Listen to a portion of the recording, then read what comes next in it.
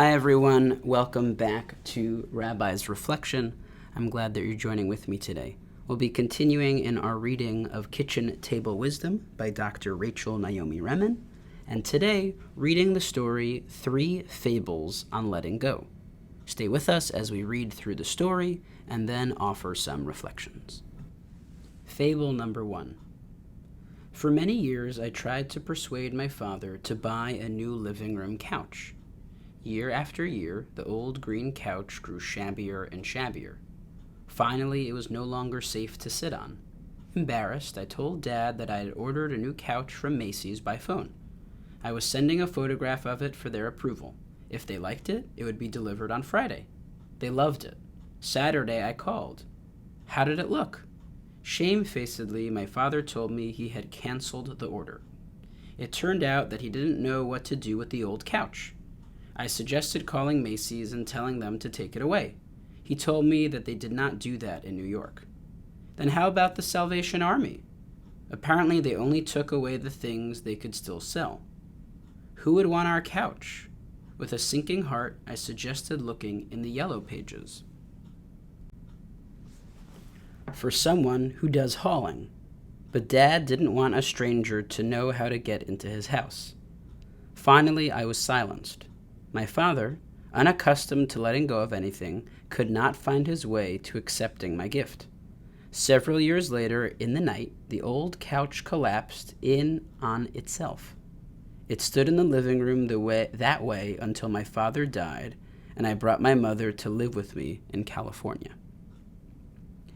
Fable number 2.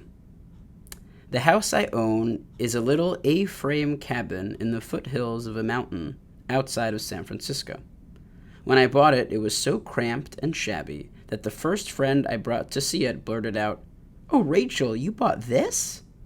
I started throwing things away the day after I moved in, and for the next few years I threw away all sorts of things. Light fixtures, toilets, staircases, doors. Eventually, I even took out some ceilings and a few of the walls. The house had belonged to a man who was proud of his ability to fix things. If there was a hole in the wall, he picked up the first available board and nailed it there. If his wife wanted a shelf or a door or a deck, he put one wherever she pointed. I threw all these things away. Oddly, the more I threw away, the more I seemed to have. Over time, I rented 4 large Grange boxes and filled them with everything that did not belong. As I let go of each of these things, I could imagine my father saying, "Just a minute, that still works. You never know when you'll need one of those." Gradually, the house became simpler, more empty, and the beautiful structural lines of its basic form began to emerge. It became a container for the light. In the end, all that was left was the wholeness. I painted it white. Fable number 3. Jane's dog was never more than 2 feet away from her. Gentle, brown, and devoted, it even slept on her bed at night. Its devotion was returned full measure, and when it died of old age, my friends said that she doubted she would ever have another dog. She didn't have another dog for several years. During this time, I visited her often in the small town where she lived. Sunday afternoon, we would walk down to the beach together. In those few blocks, she would stop to pat dogs on leashes, and strays would come up joyfully to greet her. Each got a moment of tenderness and a dog biscuit from her pocket. Once I asked her if she missed her dog. Yes, she said, very much. But then she told me something odd. When she had a dog, there were 2 kinds of dogs. Her dog and all the other dogs. Now it seems as if all dogs are her dog. The fables that Dr. Remen shares with us today are about perhaps some of the hardest things in life, or about one of the hardest things to encounter in life, which is loss. How do we let go of something? Things that we encounter in our lives, people, material items, animals, mean something to us, and they mean something to our lives, and they bring us joy. They bring us connection. So what do we do when it's not working for us? When they sadly pass on, or with an item, when they lose its functionality? I think for a lot of us, wherever it might fall out on this kind of spectrum of how we relate to loss or how we relate to items, we want to make sure we're using it fully, to its full extent. I think if you asked anyone,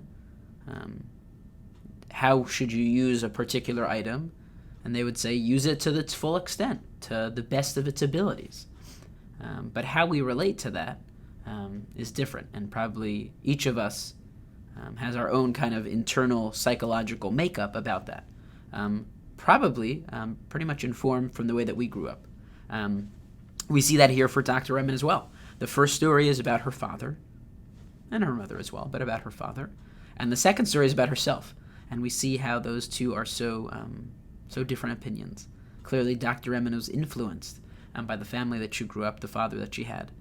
If you've been following with us in these week-to-week studies, we've encountered her father in a few other stories, and so this seems to be a fitting story about him.